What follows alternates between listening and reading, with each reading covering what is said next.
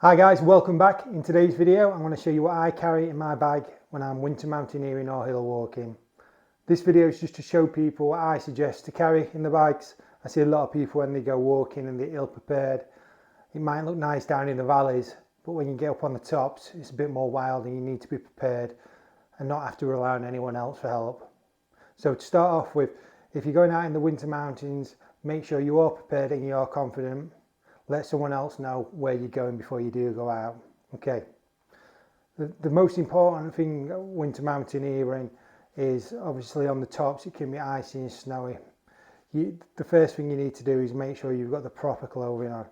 Obviously I'm just in my casual clothing, but if I'm going out I'll use a layering system, wearing proper mountaineering trousers.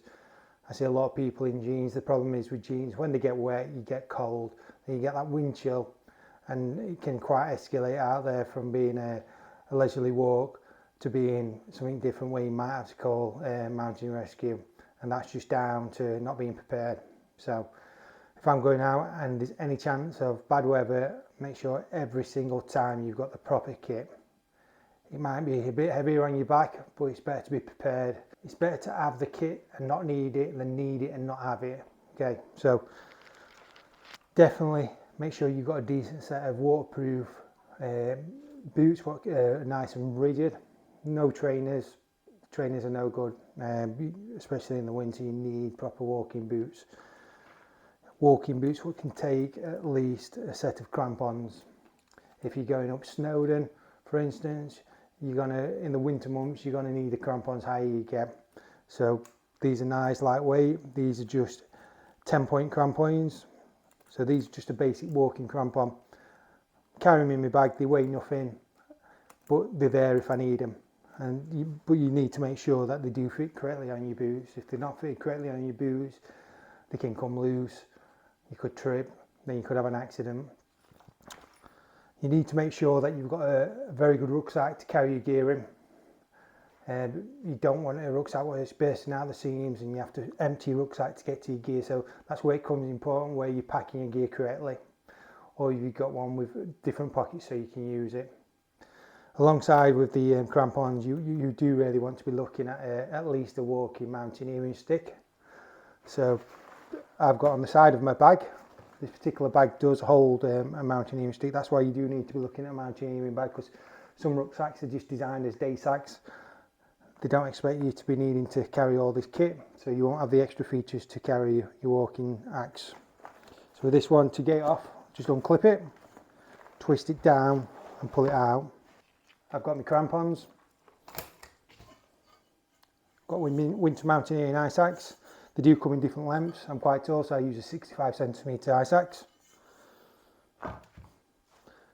We'll start from the top of the bag and work down. So in the top of the bag, I'll have some food just to keep me going when I'm a bit hungry.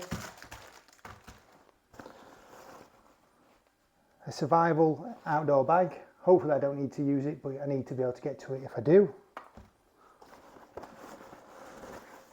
Then in the top of the bag, I've got this pouch here and I've got all the necessities I need.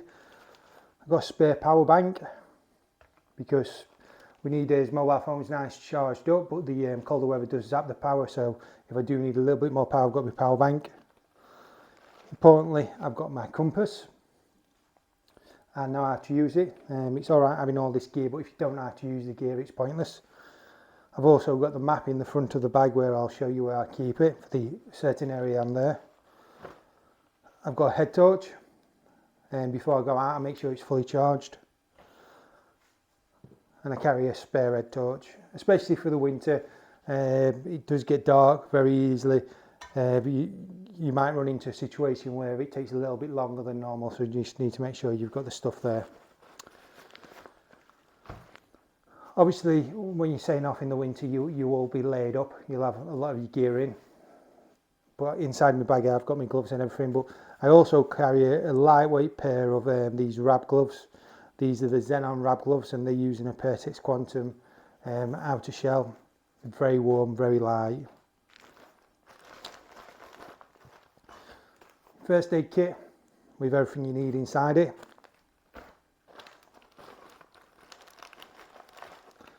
A standard survival blanket. Some hot hands heat warmers. You can pick these up for £1 and you just get your hands a bit warm, because sometimes when you're on the summits, take your gloves off, that wind chill really bites into you. It takes a little bit of time to get the warmth up there again. A spare lightweight neck warmer. So this you can wear as a neck warmer. You can double it up and put it on as a balaclava if you haven't got one. Then just a pocket knife, just in case you need to cut any straps or anything. So that's the kit what I leave in the top of my bag. So it all packs down very nice and neat.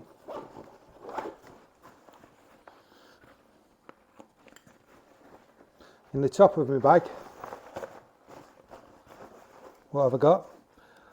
I've got a very good pair of waterproof gloves. These are Gore-Tex. These are the Rad branded gloves. They're Gore Grip, so what that means is that the outer layer is bonded, so it's using a prime loft inner. Gore-Tex is windproof and waterproof, very lightweight. So I'd be wearing them from the start. If it was cold, I'd be staying off with those. If I start off in the valley and it was a bit warmer, they'd be in the top of my bag ready to put on. Then make sure you've got a high quality mountaineering jacket. I've got the Rab Gore-Tex jacket. There's different brands out there. I really like the Rab gear. You need to look for features, what you need on the jacket. You see a lot of jackets out there, there's no air vents. What I like about this, you've got the big pit vents. It's a little longer at the back, so like a continental fit, so you don't get that draft going up the back. You've also got the draw cords to blow it in. It's got a two-way zip if you were doing a little bit more mountaineering and you needed a harness and needed to get to it. It's got the liquid seal zips. Really nice piece of kit, designed to keep you nice and warm. And you've got a nice big hood where you can adjust it down and cinch it down. If you're wearing a helmet, you can use it. Next up, depending on how bad the snowy conditions are, I'd always say a good pair of gaiters. These are Gore-Tex gaiters by Rab again. Lightweight, they're there, they stop any excess snow going into your boots. So you'd put those on, but before you put those on, if it was that bad, you'd put your waterproof trousers on. So these are some Rab Lake Art event trousers. What I really like about these is the zips up the side, so you can pull that out. So yeah, some gear here is very expensive, but for instance these I've had nearly 12 years and they're still going strong. So you spend more on gear, you get better quality gear. Right, so obviously that's all good, you've got your waterproof stuff, but in the eventuality that you get wet or start to get really cold, you need some extra gear there. So in this bag, it is in a dry bag so it doesn't get wet. I've got my extra gear, okay.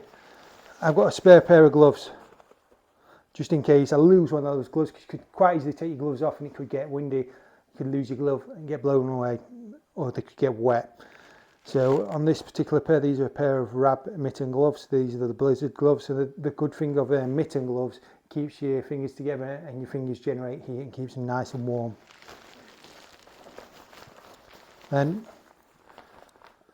I'd be carrying my normal beanie hat. I'd be wearing my beanie hat to set off with, but I'd also carry the Gore-Tex mountain cap. So this is for when the weather really turns bad and you need a bit of waterproof on your head and you don't always want that hood up on your jacket. So they're a good piece of kit to carry. A neck warmer, for sure. You saw the lightweight one, but this is a Polartec fleece one. Gives you a bit more protection.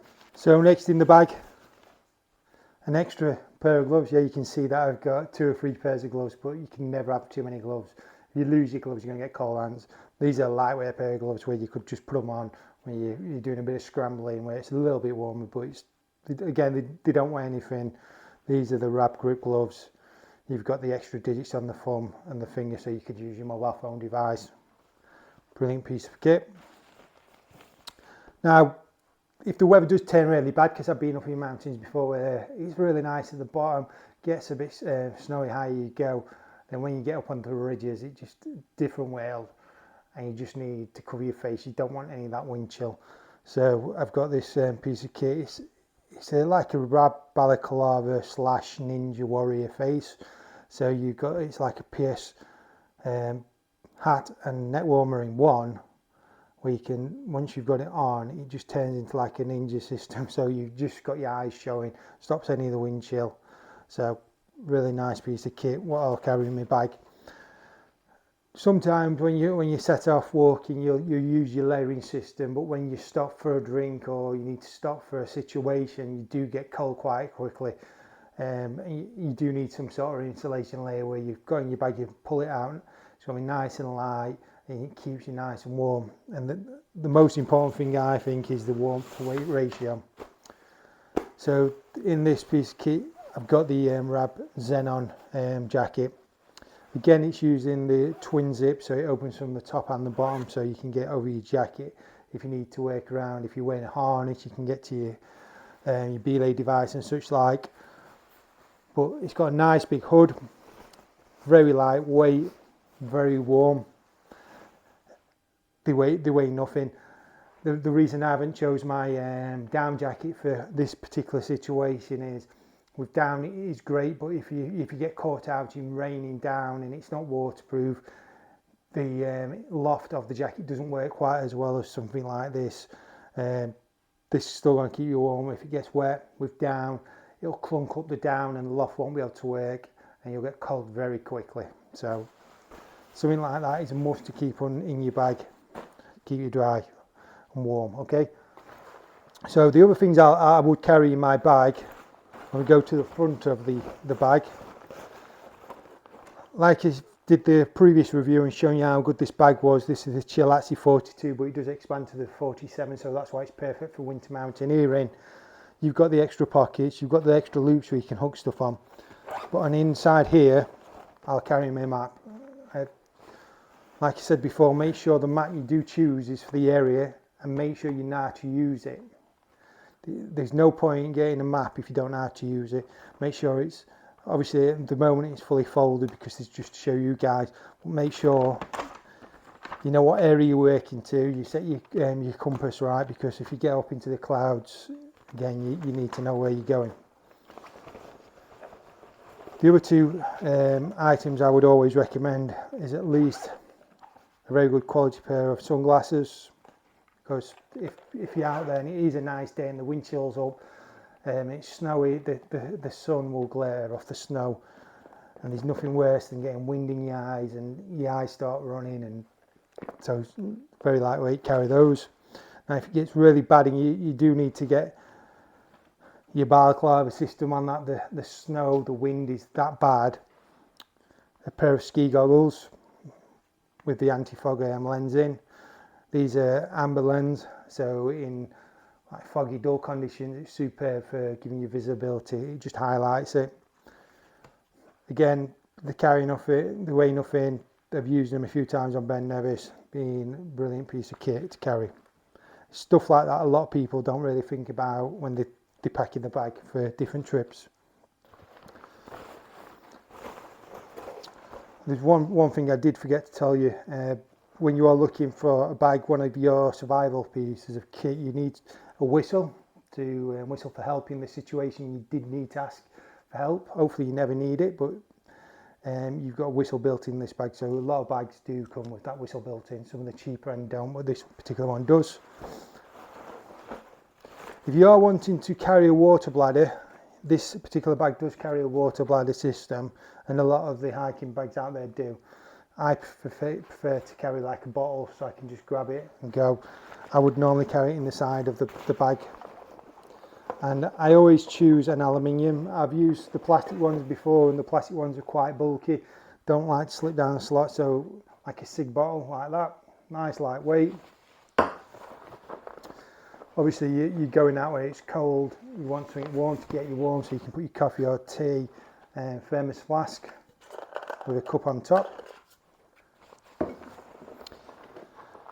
And the next item I'm going to show you is the just in case of emergency. I wouldn't go out my way to use this on a mountain top in winter conditions. It is there just because in emergency and you need some warm food down you. I've got a nice lightweight dry meal, so you just boil the water, fill it up. Got my cook kit inside here. I've got my gas all packed away in here. So yeah, I do carry this in my bag, in the bottom of the bag. I don't go up a mountain with the intention of making a meal at the top of the mountain. Before you do set off any adventures, make sure you're well hydrated and you fill it with substantial food, because you're going to burn a lot of calories when you're walking. The last thing you want to do is hit the wall, can't get down because you're ill prepared and you haven't hydrated correctly, then you're having to call people out to help you, and that's not what this is about. We want to all go out there, have fun, stay safe, and do as many adventures as you can and get lots of great videos, share them on Instagram, Facebook. So make sure you've got the right kit. If you like this video, please subscribe. I'll be doing weekly videos. Don't forget to follow me on Instagram, The Outdoor Explorer UK. If you've got any suggestions of videos that you'd like to see, put in the link below. I'm going to be doing weekly videos of walking, hiking, wild camping, fell running with my dogs. Yeah, just all outdoor things, and hopefully these videos will give you that inspiration and confidence to go out there and enjoy the great outdoors. Thanks guys for watching.